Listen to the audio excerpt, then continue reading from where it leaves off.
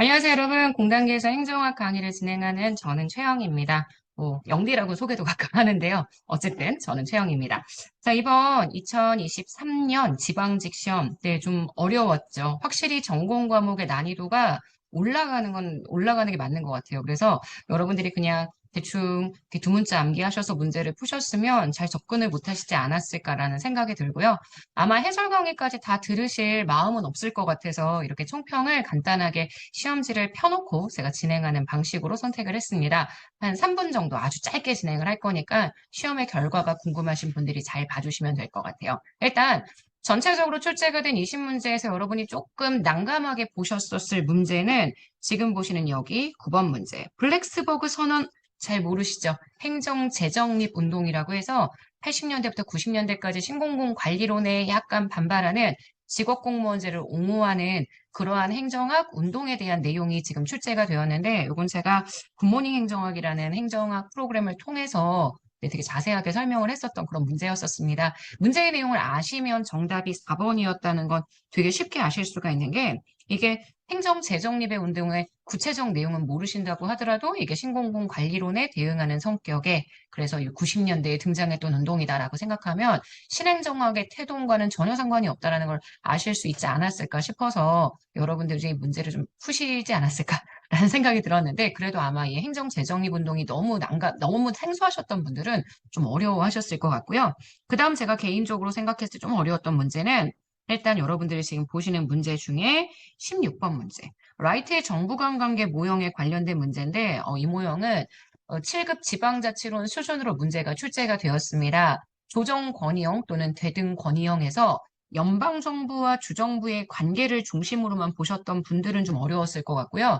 주정부와 지방정부 사이의 관계까지 해서, 그러니까 우리나라로 치면 중앙과 광역의 관계가 아니라 광역과 기초의 관계.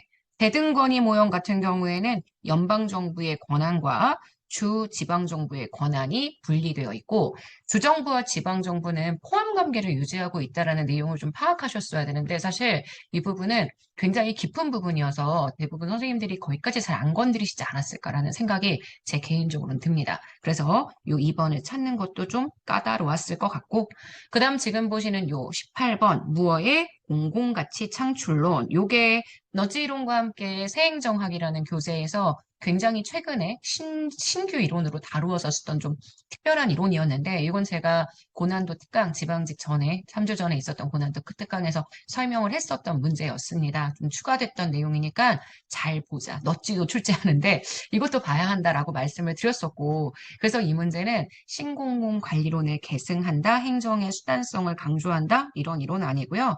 최근에 등장했던 이론 중에 공공가치의 창출이 필요하다라고 생각했었던 그러한 이론. 그래서 지금 보시는 문제의 3번이 틀린 선지가 되는데 이것도 아마 최근에 이제 문제를 좀 풀어보시지 않았다면 좀 생소했던 내용이 아닐까라는 생각이 들고요.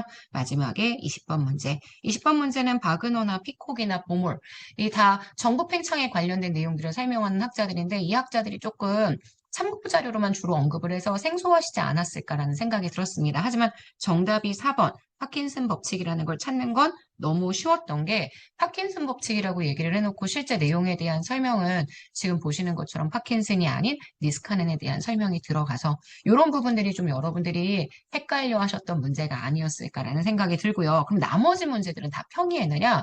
그것도 아닌 것 같아요. 그냥 대략 두 문자 암기하셔서 행정학 암기지 이렇게 하고 보셨던 분들은 좀 어렵게 읽지 않으셨을까라는 생각이 듭니다. 사실 국어나 영어나 한국사에 비해서 법이나 학이 강조되고 좀 난도가 올라가는 건 비단 이번 지방직 문제뿐만 아니라 지난 2023년 국가직 문제의 경향과도 일치하는데요. 아마 추세가 이제 일반 행정직을 준비하시는 분들에게는 전공 필수 과목, 행정법이나 행정학 과목에서 어느 정도 승부를 보셔야 하는 그런 상황이 아닌가라는 생각이 듭니다. 좀 어려웠었고요. 제가 생각하기에는 지난 국가직보다는 조금 쉬웠지만 그래도 일반적으로 여러분들이 보셨던 작년 지방직보다는 좀 어렵지 않았을까. 그래서 중상 정도의 난이도가 되지 않았을까 싶고요. 합격 커트라인 그래도 한 85점에서 90점은 받으셨어야 좀 선방하셨던 게 아닌가라는 생각이 듭니다. 자, 어쨌든. 자, 이 총평에 관련된 내용들은 다시 한번 공단기에서 영상을 통해서 촬영을 진행을 하게 될 거고요. 일단 시험 보시느라 너무너무 고생 많으셨습니다. 나에게만 어려웠던 게 아니라 모두에게 동일하게 어려웠다면 지금 당장 여러분들이 쉽게 내용을 여러분들의 합격 여부를 짐작하실 수 있는 건 아닐 테니까요. 좀 차분하게 결과를 기다려주시면 좋을 것 같고요. 네. 앞으로 여러분들이 이제 계속 이 합격자 발표 면접까지 여러 가지 준비해야 하는 상황들이 많이 남았을 텐데 그런 상황에 상담이나 어떤 도움이 필요하다면 언제든지 카페에 글 남겨주세요.